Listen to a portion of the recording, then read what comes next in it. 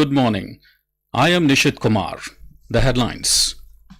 Prime Minister Narendra Modi to launch PM Vishwakarma Scheme in New Delhi today. To also inaugurate India International Convention Centre, YashoBhoomi, in the national capital. Government to convene all-party meeting today ahead of special session of Parliament. Vice President Jagdeep Dhankhar to hoist national flag at new Parliament building this morning. Union Home Minister Amit Shah to attend Hyderabad Liberation Day celebrations in Secunderabad this morning. Indian javelin thrower Neeraj Chopra finishes second in the men's event at Diamond League final in Eugene, US. And in cricket, India to take on Sri Lanka in the final of the Asia Cup in Colombo this afternoon.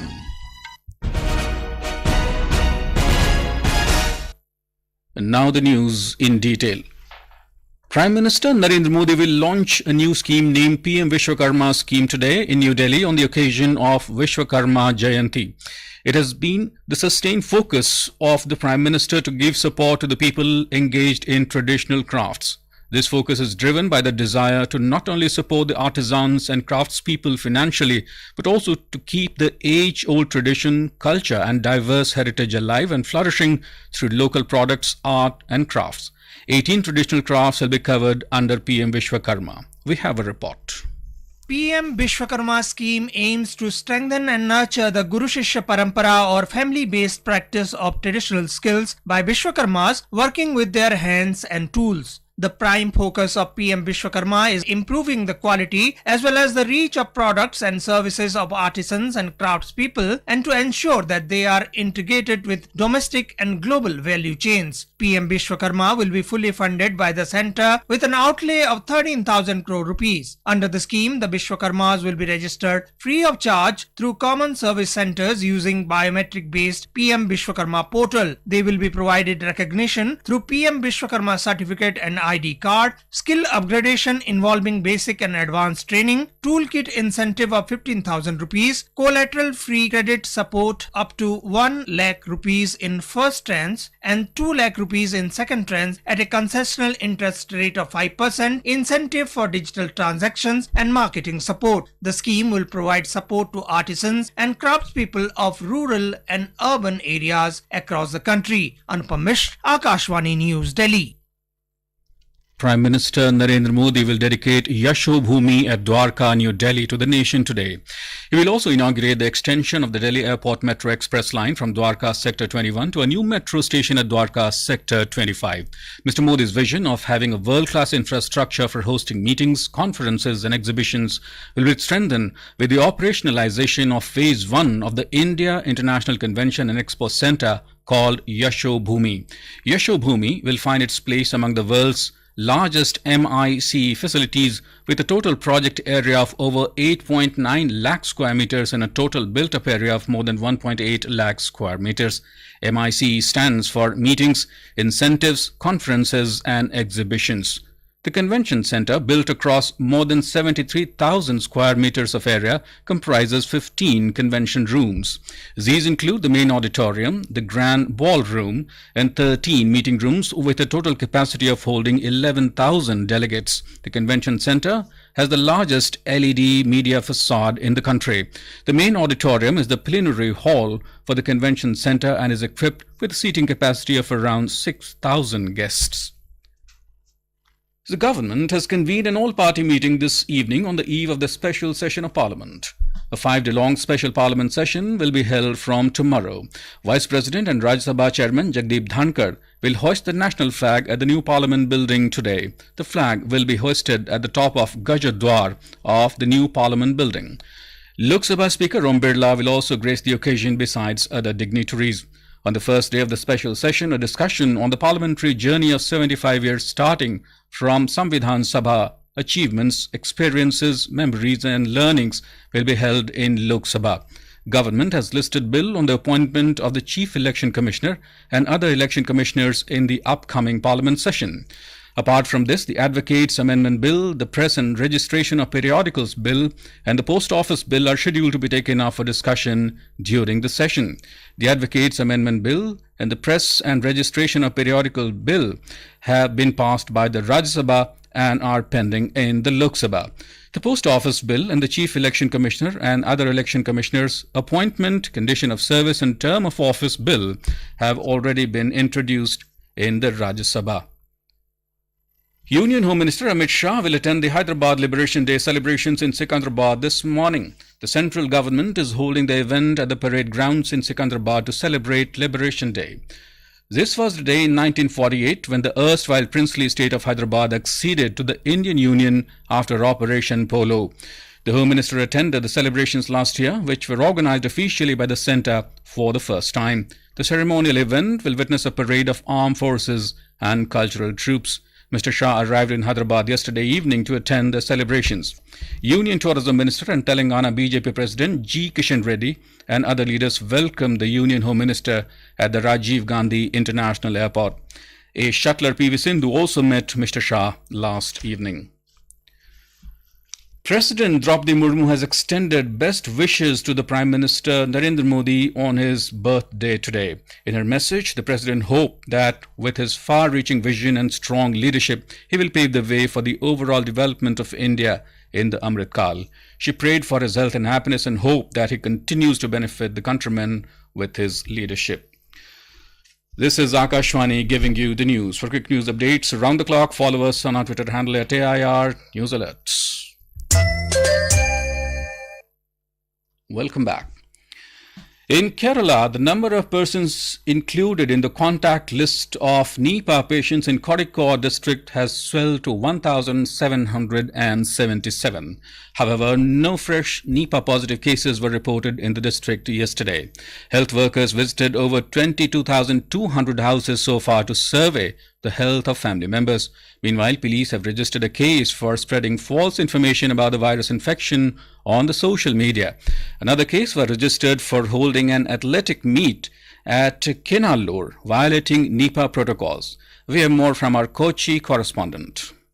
A team of experts from the Animal Husbandry Department of the center is scheduled to reach Kozhikode tomorrow to study Nipah infections. They will visit the Nipah affected areas and will be joined by doctors and scientists of the State Institute for Animal Disease and the Kerala Veterinary and Animal Science University. The State Forest Department has formed a special committee to ensure better coordination between scientists and doctors and to provide expert advice on bats.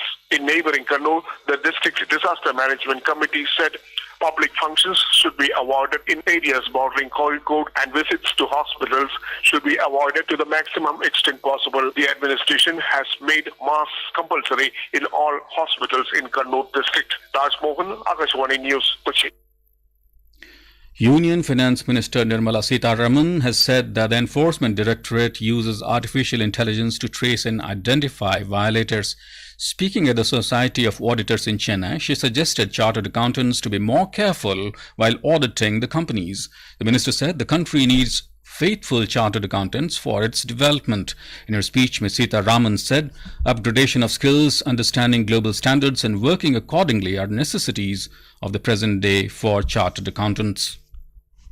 Assam will create history by planting 1 crore commercially viable saplings across the state under the Amrit Vriksha Andolan initiatives within 3 hours duration this morning.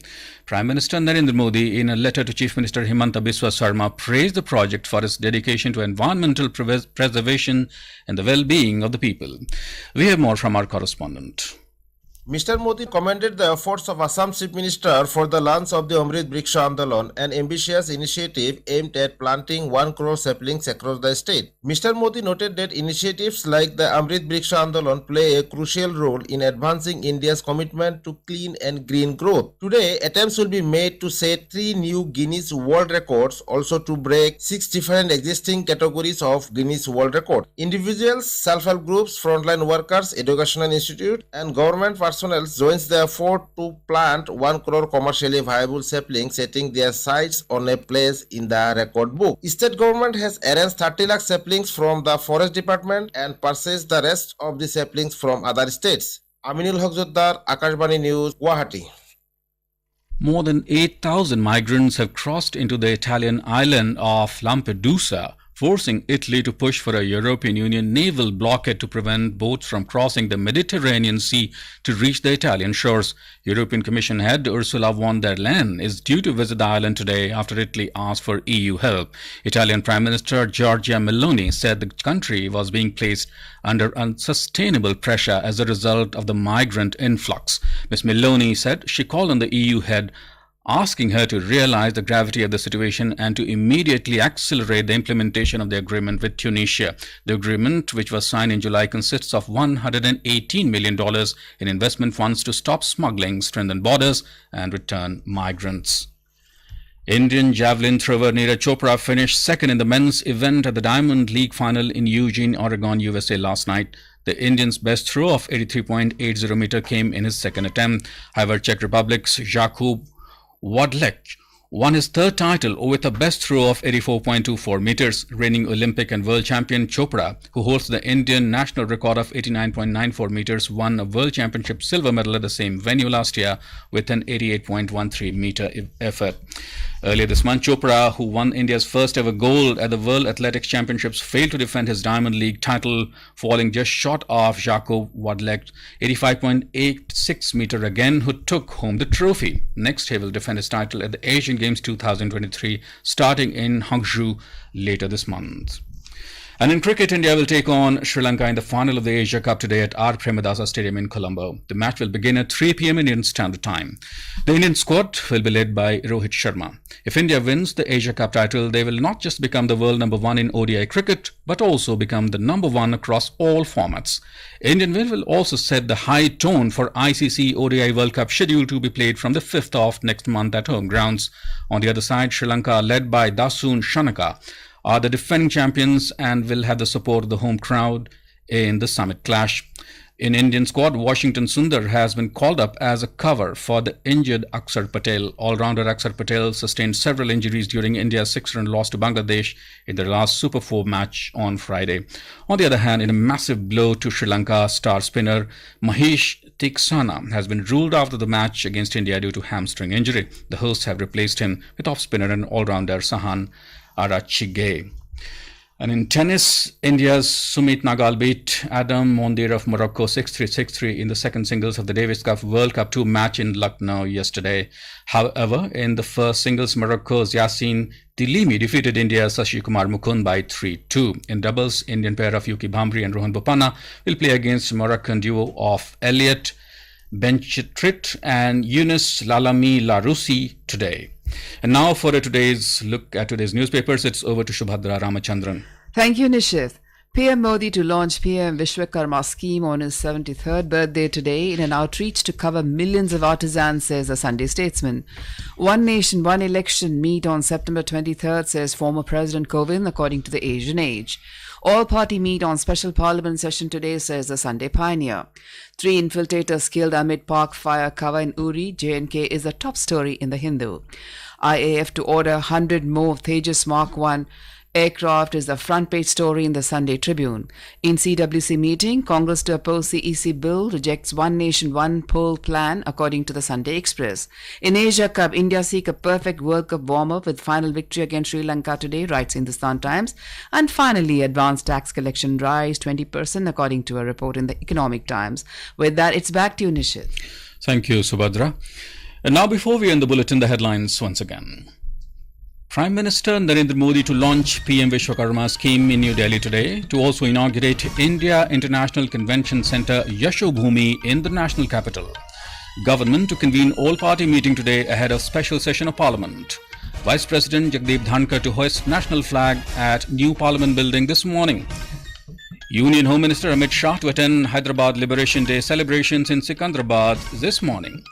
Indian javelin thrower Neeraj Chopra finishes second in the men's event at Diamond League final in Eugene, US. And in cricket, India to take on Sri Lanka in the final of the Asia Cup in Colombo this afternoon. And with that, we end the morning news. Have a nice day.